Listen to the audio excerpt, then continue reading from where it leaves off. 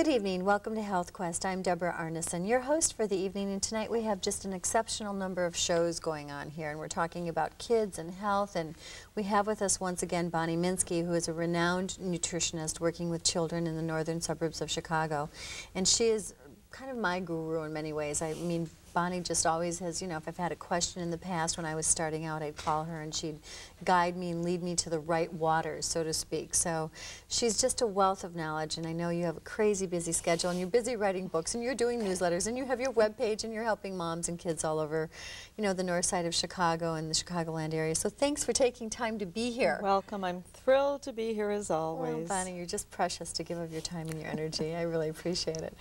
Well, we're going to talk first of all about raising healthy kids today. So if you have kids, stay tuned, because you know what? This is the woman you need to hear from. So we're going to talk about Bonnie's book. She's written a number of books actually for children. We'll get into that in a little bit. And we're going to talk about raising your kids in a healthful way. So they are, in fact, good performers. They're vibrant, you know, jumping around like little jumping beans, not too hyper, but energy, you know, is high, etc. So tell us about the book that you wrote, Nutrition in a Nutshell. Nutrition in a Nutshell is really for anyone, not just for parents. It's just a very good primer, I think, of what the really optimum things to do nutritionally are, and it really gives you a how-to, so it makes it easy to do. The book that I'm writing now is specifically on raising healthy children. It's called Our Children's Health, and that will probably be finished by the end of the year, published by Vital Publishing. Wonderful. So I'm really excited, and it sort of keeps me on track and up to date with everything that's going on, because when you write a book, you have to do all the research. You better be current. Right. Exactly, and we want to be, I mean, just up to the minute. So the Nutrition in a Nutshell is a book that someone would pick up who knows basically little or nothing about nutrition, and they could learn about basically the ABCs, you know, exactly. proteins, fats, carbohydrates, and in a very, do. very easy format. Great. And so they could actually take the grocery list, go to the grocery store, follow the menus, and it's easy to do. But it's good for the whole family, including the children. And we start with the parents. Always start with the It's parents. a great book. I read through it. It's wonderful. Yes. Well, thank you. And now you also have another book that I want to kind of show off here. Can I do this? I'm doing it too soon. But oh, that's okay. This is the greatest the book. Junk food junkies. This is for the children. We want to counteract all that awful Saturday morning cartoon advertising. So it's a great book, and it can be accessed by the website www.Fantastifoods. Fantastic. So it's a fabulous, fabulous book, and the kids can read it through the website. Attack of the Junk Food Junkies. It's adorable because it's written in rhyme. Yes, right? it is, and it's got fables, it's got color. This looks like Jim Carrey right here. It does. This is very cute. So it makes it really exciting to learn about nutrition without being preached to. So, and that's what we like to do. It's a very, very delicate balance of doing the right thing and not preaching. But the thing that just, I mean, it really makes me sad. I started teaching in Cabrini Green over 30 years ago, and then I went into guidance and counseling for schools and for families. I went back into nutrition because I couldn't work with children and get any success with their emotional and learning problems until we got their nutritional problems controlled. And today, across the board throughout America, we're seeing children is in as bad health as we saw kids in the poorest areas, in the poorest ghettos of Chicago. And they live in opulence. All over. They're living on junk food, literally living on junk food. And I have 2 grandchildren and 1 on the way, and everything they're doing that you would consider normal, good eating is the exception. It's not the rule. Right. It's really, really sad. And I think that's why I felt I had to write this book, because we have to do something about it. Right. Everything is getting worse. Asthma now, 61% increase in asthma, double the deaths. 1 out of 5 children is obese. 1 out of 5 children is on Ritalin because they're hyperactive. They're lining up in the school, you know, to see the nurse to get Ritalin at lunchtime. Well, you had a quote that you created on our last show. You said it's no longer reading, writing, and arithmetic. It's reading, writing, and Ritalin. Right. Which is horrifying. It is. It's like Ritalin robots. They're going around, and do you know that the National Institutes of Mental Health prove that children do not do better in school on Ritalin. They might sit there like a zombie and not bother the teacher, That's about but it. they don't do any better academically. And parents don't even realize all the side effects. I mean, kids can commit suicide on Ritalin. They don't grow as well. They have a lot of digestive problems, and on and on and on. And yet, It goes and goes and goes. right. So why do you purport, and from your experience, what have you seen is the primary cause of these kids being, other than junk food, which they Right. start eating way too young as far as I'm concerned? Are they malnourished when they're intrauterine? Are the parents Well, not eating it's as well right. too? It starts from the beginning, and often I did my internship at the March of Dimes Birth Defects Foundation. So we saw very serious problems during pregnancy. We have parents taking in a lot of monosodium glutamate, NutraSweet, all kinds of food additives. And although 13 years ago when I interned at the March of Dimes, we sent literature all over the country telling parents that, and doctors, that folic acid was critical, but in a supplement form. Now, to date, they're finally doing it, but at Since the same 1994 only, Right. and that news came out in the 70s. right, and all these children had spina bifida and other neural tube defects because of it. Then we told them at the same time magnesium is critical to prevent gestational diabetes, eclampsia of pregnancy, postpartum depression, to make delivery easier. To date, I would say there's a handful of doctors throughout the country that routinely recommend magnesium, although it's the most deficient nutrient in the American diet. Right. And what does magnesium do? Calms you down. Right. Nature's Valium. So kids aren't getting So it either. the mother doesn't have enough, she delivers a baby that doesn't have enough, and then it just escalates. And then you give a child foods that are completely Right. devoid of nutrients. Right. And the other thing you've that got I an see issue. today that I never witnessed when my children were growing up is that kids today are living on carbos. Nobody's getting protein. How can they grow? How can they regulate their blood sugar if they're just getting carbos? The protein gives them 4 to 5 hours of energy. Carb, half hour, up, down, they're on a roller coaster all day. Right. And I see such seriously malnourished children. In fact, I have the most amazing story.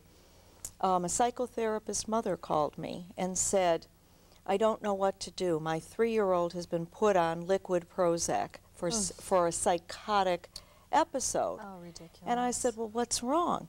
The child's gnawing on wood everywhere, you know, table legs, windowsills. My child's gnawing on wood. And I said, well, that's pica.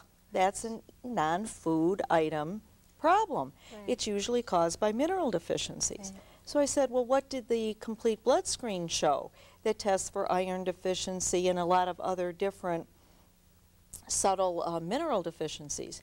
She said, what's CBC?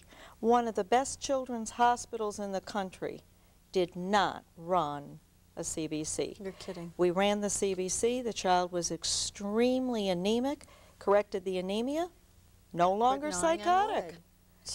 But they didn't even think. That's the thing. Why would you put your children on Ritalin? Why would you do all of these drug therapies when you don't look at the physical side first? If you look at the physical and you've done everything there, a lot of kids have nutritional deficiencies, allergies, yeast overgrowth, food Right. intolerances like lactose or gluten. You correct those, and then if there's still a problem, then you consider behavior modification, medication, or whatever. But they never even mention that, and one of the biggest groups that's supposedly a self-help group for hyper kids called CHAD, they're funded by the company that makes Ritalin, and they tell you diet has nothing to do with this. So it's like the, horrifying. what is That's it, the fox horrifying. watching the hen house? Yeah, right. That's really sick. So, So you better be a savvy consumer. As a parent, you must Absolutely. be very proactive in preventing these types of Right. situations occurring in your right, child's and one life. of the good things is, now that we have a lot of internet websites, parents are becoming a lot more educated medically, and if a parent isn't given information, they can't ask questions, but if they see on a website or somewhere else or in a book, you know what, diet might have something to do with my child's problems, then they're going to go into the doctor armed with information. If you're armed with information, you can always move in the right direction. And if your doctor won't listen to you, you find a doctor that will. Right. And there are a lot of them out there today that may not know a lot about this, but they'll at least say, sure, look at the nutritional factors. Look at that. Your child does look a little bit sickly. Let's run some blood tests, see what's going on. Well, it's interesting, too, because I went to a friend's 4-year-old birthday party. Oh, boy. Can I tell you, out of like 15 kids there was one that had pink in her cheeks. The rest looked like little Dawn of the Dead victims. They were all white as a ghost with the dark circles. And just like little zombies. Well, and again, we either have children who are extremely skinny and just look so sickly, or we'll have the extremely obese kids. When I started teaching, you know, so many years ago, we would have maybe 2 kids in a classroom that were obese. Today, it's a quarter of the class, half of the class. It's just unbelievable. It's all the carbs. They're either too skinny, too heavy. How many kids look normal? And the increase in diabetes must be terribly on the rise. Diabetes, type 2 diabetes among young teenagers has risen dramatically. 11 to 13-year-old kids are getting type 2 diabetes now. And it's just no protein, carbs, carbs, carbs, and not even healthy carbs. And no healthy fatty acids either. No, that's another thing. That's another thing that in Europe, in baby formulas, essential fatty acids are put in baby formulas. It is proven that kids' IQs will be at least 10 to 15 points higher with essential fatty acids. The only formula in this country, RCF carbo-free formula from Ross, is the only one today that does not, that does have the essential fatty acids. Really? And you add your own carbo to it, and it's for failure to thrive infants. The normal infants don't give it to them, just the failure to thrive. Really? So, I always... What's the source? What's the base in it? Safflower. It is safflower. Yeah, but I always advocate breastfeeding if you can. Do your own essential fatty acids. Make sure the parents have them. I also like to start kids on something like salmon at early ages. It's amazing that if you start kids with something at an early age, even sardines, things you would never think of eating, they love it. Fat and the nutrients. Right, and kids love fat until their taste buds get skewed with all of this junk food. Right. I was doing a lecture actually last week, and one of the mother's children are autistic, and she said, you know, I've got a problem with my child, and I said, is your baby, you know, is your infant or toddler craving fats? I said, does he eat butter by the handfuls? And she's like, oh, can't get enough. I'm like, well, he knows more than you do. Exactly. He needs fatty acids terribly. Exactly. And if you start them early, those are the kinds of foods they like. And also, there have been research studies that have proven that if you don't give kids very much sugar until they're 2 years old, they don't even crave it. And my grandson, who's now almost 3, is a perfect example of this. He's the picture of health, and they had a huge party on Valentine's Day at his little nursery school, and he has his little special, real low sugar cookies, and they had all these cupcakes, and the teacher thought he was going to start crying if he didn't get a cupcake. And he looked at him, he says, no, I don't want that, that's yuck. Good. And he ate his cookies, and he ate 2 cookies. He was done. The teacher said, don't you want more cookies? No, I'm satisfied, because his good instincts are there. Kids have better instincts than we do. Parents say, I'd rather give my kid anything than not feed them. They're better off not feeding them, because if they get hungry enough, they'll eat it. They'll eat the real food. When you tell that to parents, so they look horror-stricken. Right. I told that to this woman today, and she just looked at me like I needed to be shot. No, I said, I have never seen a kid go more than 24 hours without eating anything. And if you say, here's your protein first, and you hide all the junk food in the house, say, I'm sorry, I haven't gone to the store, this is all we've got, they'll start eating it. You know, but if the parent has the stricken look on their face, the child knows they can manipulate them. Bonnie, just digressing for a moment, you know, one health professional to another, why do you think it is there is so much coveted misinformation or lack of information coming out to the general public regarding vaccines or food Right. sources, or the fact that kids need EFAs in their formulas. I mean, why isn't this information getting out Politics here? and money. It's politics and money They're trying to benefiting hide by it. children being sick? Absolutely. That's How such a can you sell travesty. drugs if kids are well? If nutrients will correct the situation, you can't sell Ritalin, can you? America has to stand up and rebel. Right. But the point is, it's got to come from the consumer. Right. In Europe, where, they have socialized medicine, there's no money to be made in pushing medicine. So they have all these alternatives. Here, there's big money and it's politics. So we as consumers have to become educated enough to stand up and say, no more, Right. we won't do it. Right. It's just appalling. Okay, tell me this. We're seeing more teenage depression Wow. And violence. and violent. Well, we I know mean, all about that. I was in San Diego 2 weeks ago, just when the shooting occurred. That child, of course, was a marijuana smoker, and he was heavily into marijuana. We don't know what else he was on. Do you also know that the Columbine and several other of the really serious incidents of teen violence were with children who were on antidepressants, like Prozac? Couple So, that with a dead food diet for enough years, and you're looking Right. at a kid who has some Right. serious chemical imbalances. but you see, again, I get the teenagers that come in, and the parents say, my child is depressed, the doctor wants to put my child on, a myriad of medications, but I don't want to do it. And again, I ask the same question, well, what did the blood test show? They never did a blood test. We see iron deficiency anemia, we see protein anemia, which is shown in a low ferritin, we see high normal white blood counts indicating yeast overgrowth, we see high basophil indicating allergy, and nobody ever looked at this. I said, okay, I'll tell you what we're going to do. We're going to get all the physical problems controlled first. Then you talk to your doctor about medication. They never need that step because the child's fine.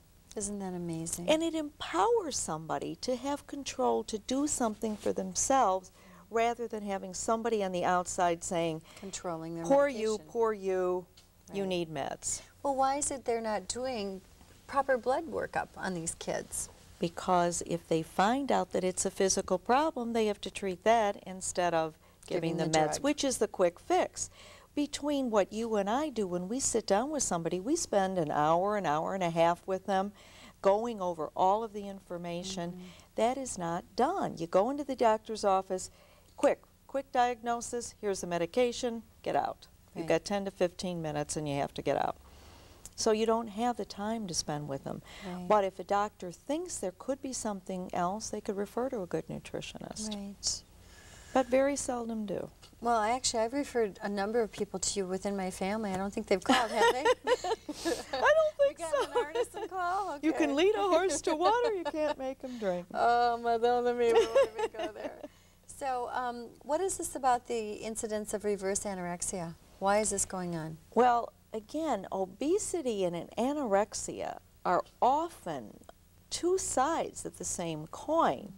Anorexia, you just have no appetite, you don't want to eat from eating terrible foods and not nourishing your body. Obesity, you keep eating and eating and But you're eating and you always can't craving stop because you're nutrients. craving things you don't have.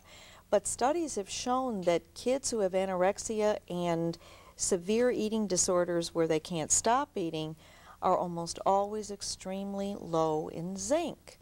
Zinc nourishes the brain, it aids carbometabolism, protein metabolism. Even a study done in Washington State where girls were dying of anorexia, they put a huge amount of zinc into their IVs and within 2 days they were ravenous. So, but that's not looked at. So you have to look at nutrient deficiencies. And again, I see a lot of anorexic girls, they're not doing the eating thing, although they obsess about what they're eating, but they'll eat normally, but then they'll exercise for 4 hours. Right. And their parents say, well, they can't be anorexic because they're eating. But wait a minute, 4 hours of exercise We're and burning 1,000 way too many. calories? I don't think so. Right. So, but it really is the same side. It's the other side of the same coin. It's just terrible, terrible eating. And it does, which came first, the chicken or the egg? I think with most anorexia, it's malnourishment first, serious physical imbalances, and then you start developing the emotional. And once you get that emotional edge, it's very difficult to reverse it. Right. And again, I always recommend that people do the counseling along with the nutritional. Now, are you seeing an increase in anorexia in your practice? Or obesity, or both? Both. Absolutely both. I mean, there are certain the high schools, they call them vomit patrols. They go around so that the girls can't vomit in the bathrooms. Oh, that's very common at high schools today. And the bulimia is really severe, too. Again, you know, a lot of it does come from looking at these paper-thin models and actresses on television. But again, if a girl has a real good self-image because she's in balance, she's not going to buy into that as much. And I'm seeing a lot more anorexia and bulimia in boys, too. Seriously? A lot of them who have to make weights for sports, but a lot of them just who have a self-image problem, and we're seeing a lot of that going on. Much more. I never saw an anorexic boy until about 5 years ago. I have never had one in my practice. And now I have, I would say I have at least a dozen a year. Really? Or obsessive compulsive, where food is just measured and counted to the nth degree.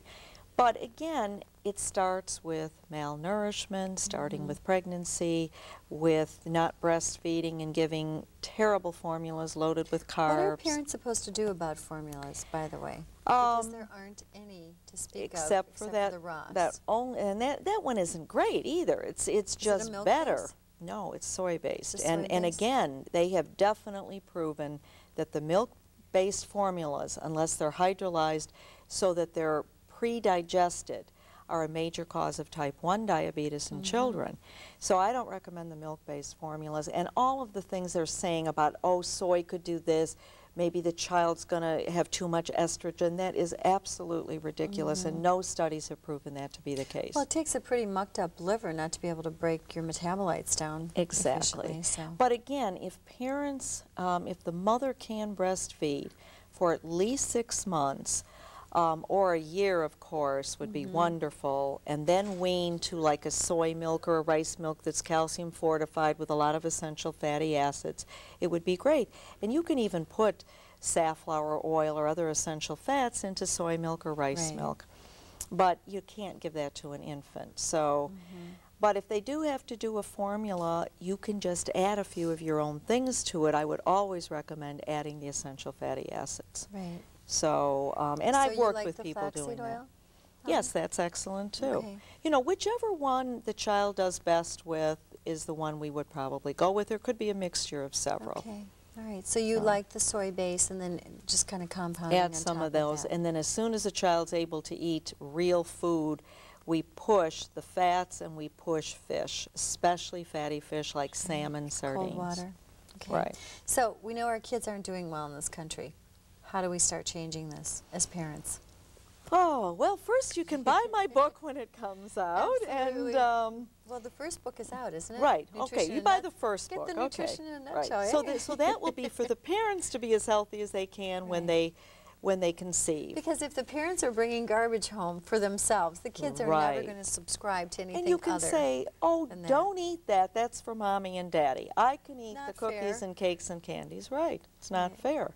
So if you're going to eat the foods, you don't want to eat them in front of the children. You want to put a united front and eat well. But it does start with the parents. So at conception, you can have as healthy a baby as possible. You don't take medications during pregnancy unless, you know, there's some serious situation.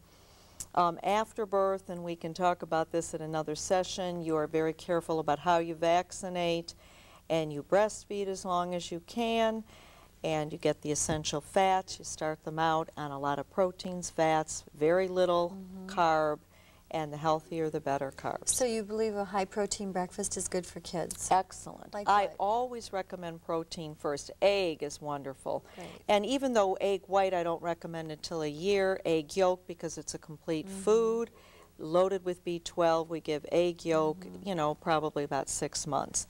And I don't recommend, I mean, you do have to start with a few fruits and vegetables, sweet potatoes, apples, bananas, but that's just to get the child used to eating food that's easily digestible. As soon as you think they're ready, you introduce the proteins. Okay.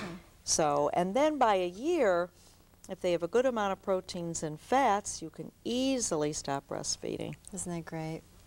Yeah, So it means and being it works. mindful. And you know what? It I think a works. lot of our moms don't cook these days. We've got a But lot you of don't single-parent families. But you don't and- even have to cook. You can go to so many Whole Foods markets where they have already prepared foods. They have so many kid-friendly foods now that are healthy.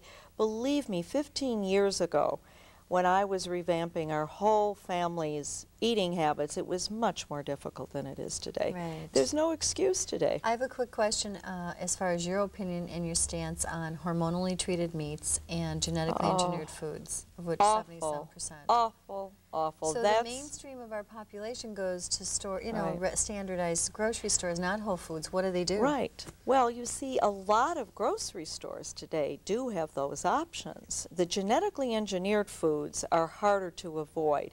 But if you see the sign non-GMO, you know it's safe. But even regular grocery stores know that there's a market for healthy foods, and so they're getting into it. Every grocery store in my neighborhood, There's a you section. can get hormone-free foods.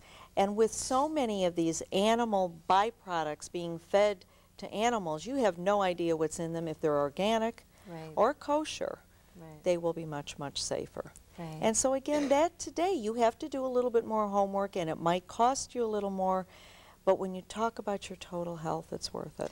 It's like a life insurance policy, not only for Exactly. you, but for your kids. You're going to insure them of longevity with vibrant health, which Yes, and my children and grandchildren, we spend a lot on food, but we don't spend a lot of money on doctor's visits, Exactly. except for well baby visits. What's interesting today, my daughter received a notice that her her monthly payment for her medical coverage went up by over 50%. Now she never uses it. It went. She's paying for everyone else. Well, I called them and pretended I was her. They said, "Well, you're paying for the other people in your group. They're all using pharmaceuticals, and they've more than doubled in price. So we have to double your price." I said, "Well, you know what? She doesn't use them, or I don't use them." And they're Right. like, "Well, sorry." I said, "Well, I'm out of your group." You know what I Right. mean? And I was Ridiculous. also reading that by the year 2010, pharmaceuticals would be so cost prohibitive that parents, just to give their kid a prescription, would have to forego food to pay for the drugs. So, you know, it just makes really believe good it. sense to avoid drugs altogether, medications. It's That's right, ridiculous. because that way, if you have to avoid them, you'll have an option. You'll have an option. So, Right. Bonnie, we're out of time. Thank you for Already. joining me. Yes, It was flies. wonderful being here as usual. I'm sure I'll be back again. You will always be back, God willing. So thank you for joining us, and please, for your kids' health, you know what, take good care. Think about what you're doing. Look at labels. Be a savvy consumer, and give us a call if you need to talk more to Bonnie or myself, and I'll refer you over to Bonnie, and she's great with kids and great with parents. Take care. Thank Good night. you. I'm Deborah Arneson with Health Quest.